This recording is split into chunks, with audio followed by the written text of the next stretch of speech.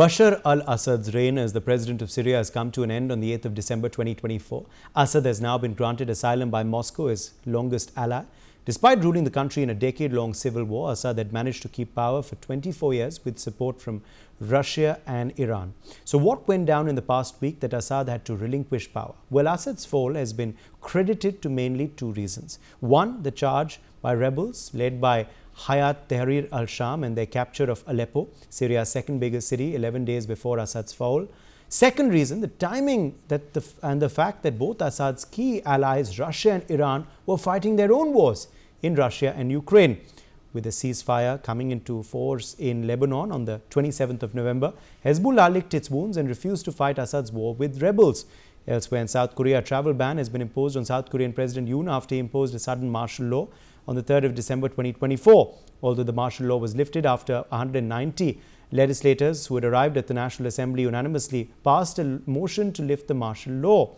It's important to note that the martial law was imposed in South Korea after 44 long years when General Chun Do-hwan carried out a coup and forced the cabinet to extend martial law. This came after the assassination of President Park Chung-hee by a leader of the Korean Central Intelligence Agency. President Yoon had also justified his martial law, accusing his domestic opponents of plotting a rebellion and that he was protecting the constitution from pro-North Korean forces. So in the past week, we witnessed a government collapse in South Korea and a sovereign collapse in Syria, and now a failed state too. About 3 months ago, a constitutional crisis emerged in Bangladesh after its elected PM, Sheikh Hasina, resigned and fled the country. This was due to a 2-year-long protest reportedly led by student organizations who had stormed her residence. It's known that Sheikh Hasina had blamed the United States for destabilizing her government. 3 days later, an interim government was formed, unsurprisingly led by Muhammad Yunus, who was jailed by Sheikh Hasina. Yunus had gained strong support from Joe Biden and Bill Clinton, raising questions on the sudden government collapse in Bangladesh. Well, that makes it 3 past countries in the past 3 months who have faced government collapses, state collapses and constitutional crises. Adding to this, Japanese Prime Minister Fumio Kishida announced a shock resignation on the 14th of August, bowing out of the LDP elections. He had explained his move as a chance for the party to reset public distrust after the slush fund scandal, raising questions on his political fundraising. In Romania too, the Constitutional Court has annulled the first round of the presidential elections and ordered a complete restart. Georgescu, a far-right candidate with pro-Russian sympathies, outperformed opinion polling to win the first round on the 24th of November. He was due to face Elena Lasconi of the liberal pro-European Save Romania Union in Sunday's runoff. The court ruling, though, said the electoral process was subject to manipulation of voters, votes and the distortion of equal opportunities amongst electoral competitors through the non-transparent and unlawful use of digital technologies and artificial intelligence during the electoral process. So why is it then that so many states have suddenly been plunged into a crisis? Is it due to the prolonged wars in Russia and Ukraine? Does the change of power in the US have anything to do with it? Well, or is there something more? Joining us at this point, Suresh Kumar Goel, former diplomat. We also have Major General Dhruv Katoch, Director, India Foundation, live with us. Gautam Mukherjee, senior journalist, is also joining the broadcast live. Suresh Goel, let me begin with you first. What do you make of these crises that many countries in the world today are facing? Are they linked, or is there a pattern to them? Uday, good evening. Thank you very much. You have put me in great difficulty really by making me the first, because simply what you're asking is a very speculative kind of question. Now, there is no doubt that there has been a change of regimes in a huge number of countries. I really wouldn't call it huge, considering that there are more than 200, there are more than 200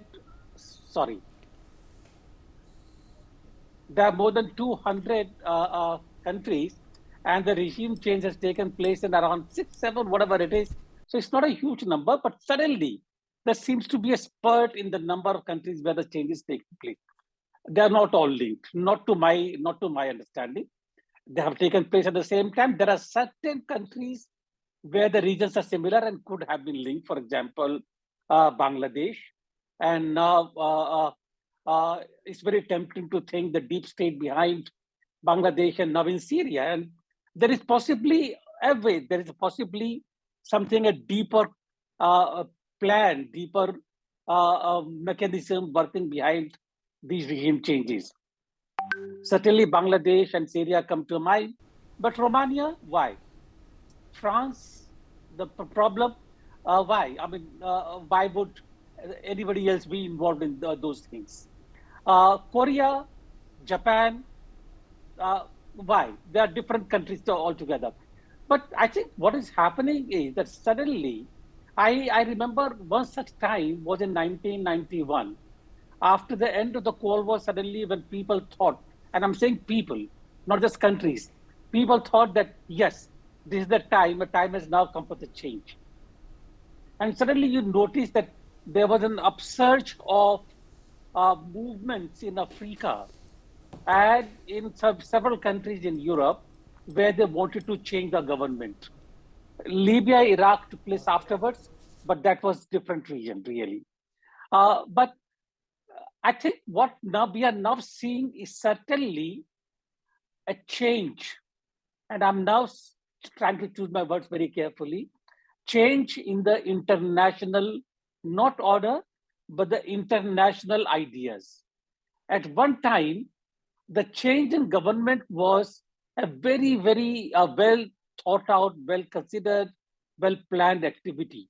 It took place through revolutions and everything, but it was not on the spur of the moment. Syria, what happened within a week? Assad is thrown out. It took almost everyone by surprise. We knew that Bashir Assad was not very popular and that he would give way one or the other. But in the manner that he had to run with, that took everybody by surprise. So I think what is happening is that there is a change in the international ideas, international perceptions, and that could, and I'm saying could, mean a change in the international order. Suddenly, we find that the rightist movements are coming to the front. They are gathering strength. What happened in France, Romania, Georgia, what is happening now is again basically moved to the right. What is happening in Syria and what happened in Bangladesh was change at regime, a regime change attempt for different reasons. So different, but it's coming all together. And therefore, I think we will have to wait for maybe another year or two to see the kind of shape that the world is taking. And I will not be surprised if there are more changes. Uday, I think I've taken a long time already. So I must stop here now. Okay, let me in fact quickly rope in Major General Katoch at this point as well. Major General Katoch, do you see a pattern? Are these events unconnected? Is it because of the changing geopolitics? Are the wars causing these regime collapses? Is there an indirect connection? What is your take, Major General Katoch? Thank you, Uday. Uday, no, I really don't see any connect between what is happening there. You see, one or two incidences may be connected, but not all of them. But in a larger sense, I think there are two things which are taking place, which the ambassador referred to. One is there is a pushback against the wokeism which is taking place in United States and Europe, and a revival of the nationalist movements. That is a particularly Western phenomena which is taking place. And the second thing which I'm looking at is there is a revival of the Islamist groups. Now, Islamists are not nationalists. There is a difference there. So when you look into these two aspects which are taking place simultaneously, we also have the effects of 2 years of COVID, an economic slowdown, then the Russia-Ukraine war, the Arab war, the Israel war with Hamas and with the Hezbollah. So all of these, they have actually resulted in hitting the economy of various countries, which were already reeling under COVID. And when all of this combined together, then yeah, there will be certain regime changes. In Korea, no, I don't think it has got anything to do with any external force. It is an internal development. Japan was an internal development. France is an internal development. They have their own issues, which are going to take some time to sort out. But two things which I think are connected and which were instigated. One is what happened in Bangladesh. It was a direct instigation by the United States to execute a regime change. It was a planned operation which they executed over a period of time, and they put in the Islamist forces there. Islamist forces, remember, they are not nationalist. For them, it doesn't really make a difference what happens to Bangladesh so long as they win out as Islam, as a religious group. And the second one was what has happened in Syria. Now, in Syria, whether you like Bashar al-Assad, those are matters of opinion. But the point was, he was a nationalist. He had those nationalist ideas, and he has been overthrown by the Islamists again. Here, I don't think it is the Americans behind it; it is the Turks behind it, and they are playing the larger geopolitical game. So everybody's playing their own game. Some games happen to be, played out concurrently, and I think it suits various interests. As far as Syria is concerned, it certainly suits the Israelis. I won't be surprised if there was a collusion between Israel and Turkey on this particular issue. And the president-elect Donald Trump of the United States has very clearly said, we are washing our hands off it. So I think that is much more of a regional phenomenon, unlike what has happened in Bangladesh. Whether we are going to see more of them or not, I really doubt it. You see, it is not something which is going to go on and on. But yeah, for a period, there have been a few regime changes. And I will be bold to say that attempts are being made to carry out certain regime changes in India also. But India is a big country. We'll handle it. We can tell those people to try your best. It really won't work here. We have got a popular government. And we've got, I think, a reasonably responsible opposition. So I don't see any of that working here, despite the fact that it is December. In January, traditionally, a few months before January protests started, we've had the farmers' protest starting now, but that will all fizzle out. Once 26 January has come and gone peacefully, things will die down in India also. Uday.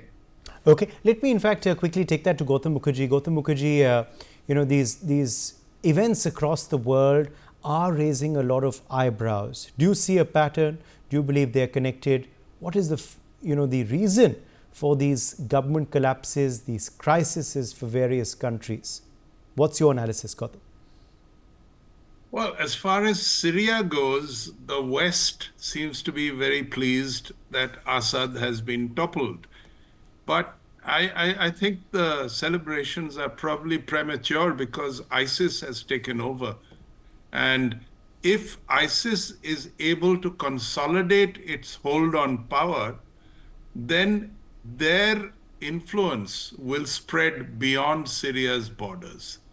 And this is something that will keep the pot boiling in the Middle East, with or without, the Gaza war coming to an end. You've got a ceasefire in Lebanon.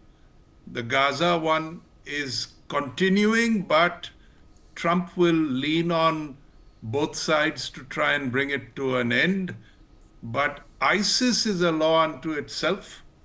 So that is going to keep the Middle East destabilized. There are countries in the region which will be affected. Jordan, Iraq, several others, even the moderate regimes that are in Saudi Arabia, UAE, and so on, will be affected by the presence of ISIS in an ascendancy. For a long time, they didn't own a country. They owned Afghanistan at one time. And now they own a very significant country like Syria, which is right in the center of the Middle East. And, they are in an ascendancy, will definitely try and impose their views on a number of other centrist and stable places in the Middle East.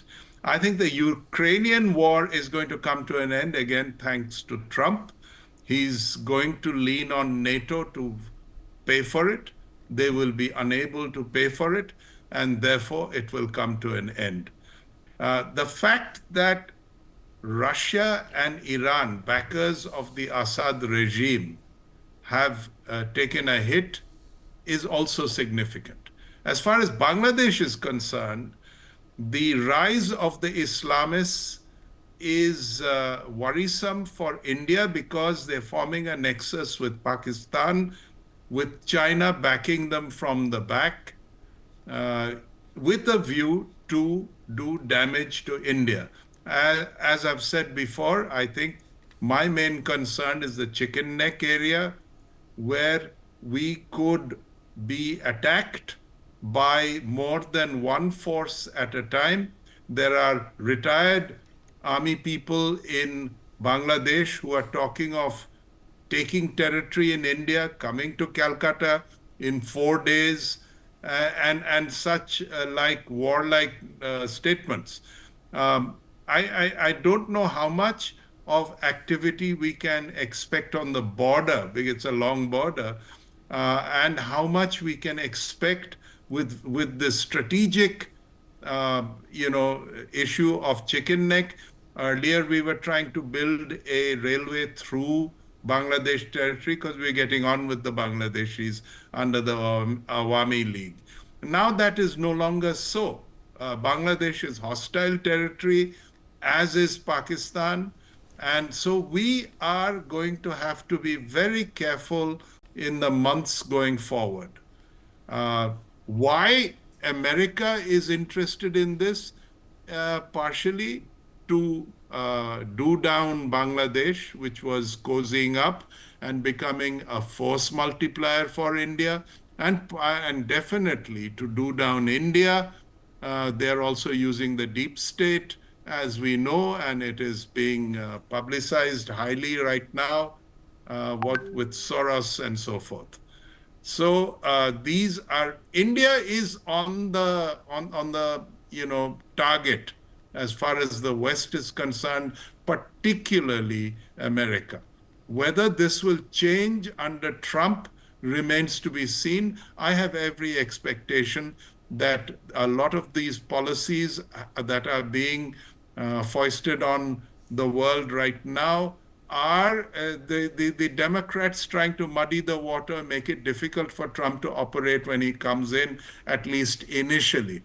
I don't think Trump will be looking for the same things, but let us wait and see. So this is the situation. Are they connected? Yes, I think they're connected in the sense that stable regimes are under threat. The Middle East is in a churn. Europe is going to come to the post-war situation soon. Israel and Gaza is going to end. India is going to be under severe threat for some time to come. Uday. Right. Let me quickly take that across to back to Ambassador Goel. Ambassador Goel, how should these developments concern India, and what would be the fallout on India of these fast-paced developments?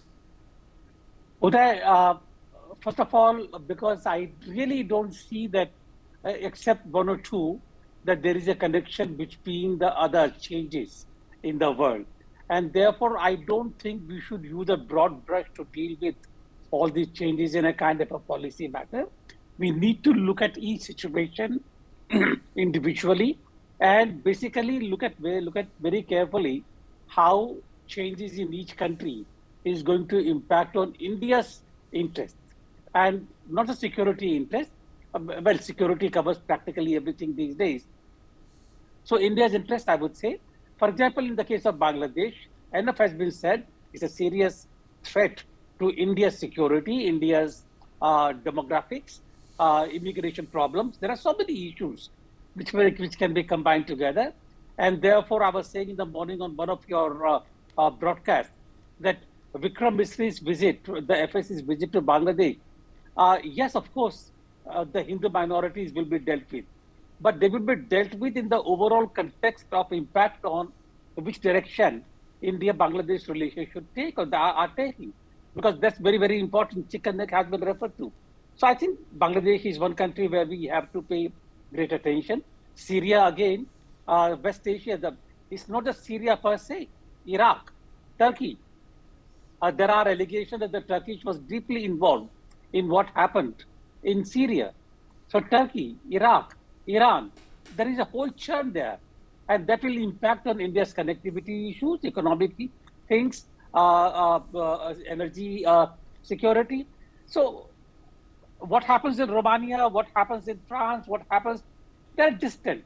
They will impact on India, but not to that extent.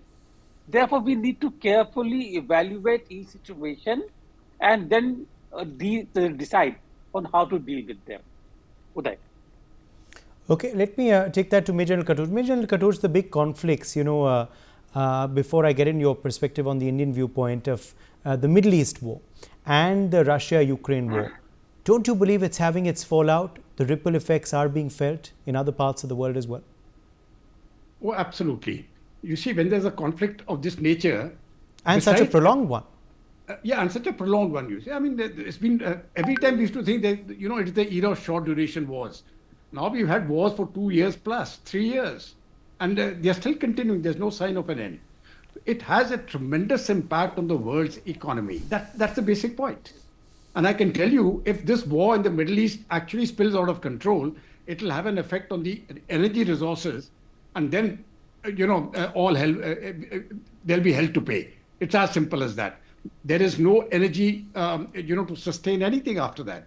So this is a result of the wars which are taking place. But having said that, it is my assessment now that Ukraine and the Russia war, that will swiftly draw to a close. There will be no money for the Ukrainian side to continue fighting something. They don't have the wherewithal to do it. The Russians can hold on, the Ukrainians can't. That will cease. And I've got a feeling it'll end up in Putin's terms. And that's the way it's going to be. The bargaining chip is going to be Odessa. I'll stake my neck. It's going to be Odessa. Ukraine will be allowed to keep it. They say, okay, otherwise we will take that too. And if Ukraine loses Odessa, they lose control to the Black Sea, and then of course onwards to the Mediterranean. There's serious trouble for them. Or I think, when we are looking at what is happening in Syria, Syria is not going to stabilize. Or there is no way in which the present, these people, the Islamic lot which has taken over now, they cannot stabilize the situation. To the north, we have got the Kurds, which are being backed with the Americans. Again, that is to the north and west.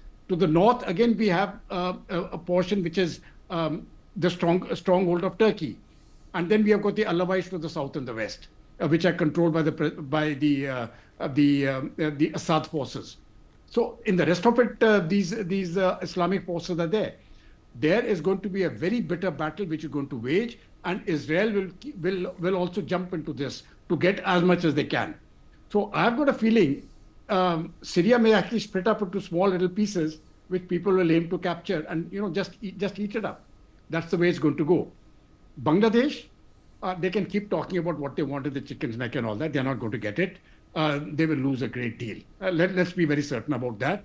And despite the bragging by a few of these fellows, I'm not very sure how long the Yunus regime is going to last. That is the prediction I make for 2025. Of the immediate regime changes, I think the one country which really needs to be concerned, in my view, is Iran. They are threatened, and they are very seriously threatened. If something happens and the uprising takes place, I think the Ayatollah may have to go. But that is something, again, we are all in the speculation realm. As the ambassador said some time back, nobody knew what's going to happen in Syria. Nobody knows what's going to happen in Iran.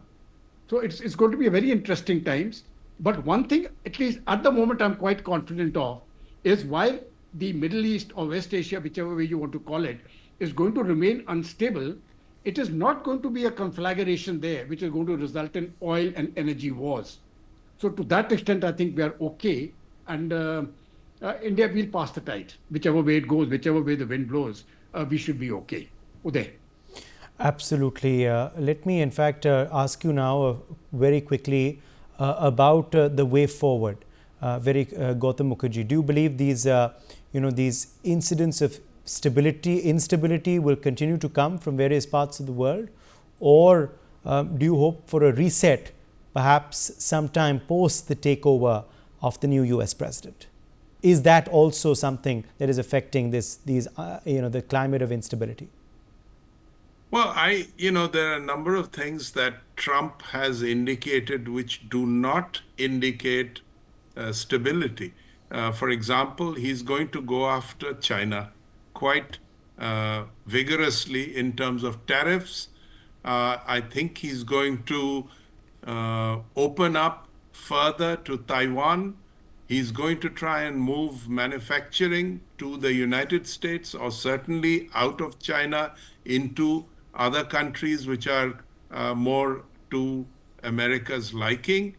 So I don't see a period of stability in the world in general. arriving in a hurry. There are, as other panelists have pointed out, changes in France, changes in Romania, changes in Japan, changes in Korea, which are not really influenced by external forces, but nevertheless, show a churn internally, which are also a process of not settling down. Germany has got a movement of the right. France has got a movement of the right. Now, the right is basically happening because people don't like the immigration policies that have been followed by the centrists and the leftists in the recent and longer past. Too many immigrants who are causing havoc. But at the same time, they're used to their welfare states, particularly France, and they don't want to give up the privileges. So this is a hard egg to crack because, centrism basically manages, but if Macron is overthrown come July 25, and you have Marine Le Pen come in, she will be dependent on the other factions and will have to soften the hard rightist line beyond immigration in order to accommodate the people who want their welfare state to continue. You've got a lot of that happening in Europe, difficulties because the economy is not doing well anywhere, and the welfare bill is very high, and on top of that you've had the Ukraine war. So I see a disturbed scenario in most parts of Europe. Point taken. America may Point taken. We've run completely out of time. We're going to have to leave it at that. My thanks to our guests for joining us. Let's slip into a very short break.